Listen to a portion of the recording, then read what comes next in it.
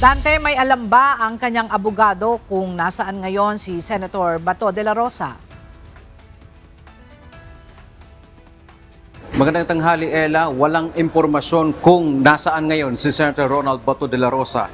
Ito ang nilinaw ng kanyang abogado na si Attorney Jimmy Bondoc. Dagdag pa ni Attorney Bondoc, hindi rin nila alam kung dadalo mamayang hapon ang mambabatas sa inaasahang pagkukonvene o pagbuo ng impeachment court.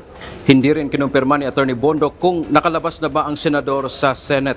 Una nang napaulat na umalis na ito sa premises ng Senado. Wala po talaga eh. Honest, I wish I could give you more. Wala po talaga. Samantala, naninindigan ang legal team ni Senator Bato na dapat dumaan sa lokal na hukuman ang warrant kaugnay ng pag-aresto sa mambabatas. Binigyang diin ni Attorney Bondoc sa ilalim ng Philippine International Humanitarian Law o RA number 9851 na pinagbatayan ng gobyerno na maaaring isuko ang senador sa ICC. Pinag-aralan nila ang deliberasyon ng Senado sa nasabing batas at walang intensyon na ipasa sa ibang bansa o international court tulad ng ICC ang isang akusado ng crimes against humanity. Malinaw na malinaw sa Senate deliberations ay gumawa tayo ng batas against crimes against humanity and other similar crimes para litisin dito.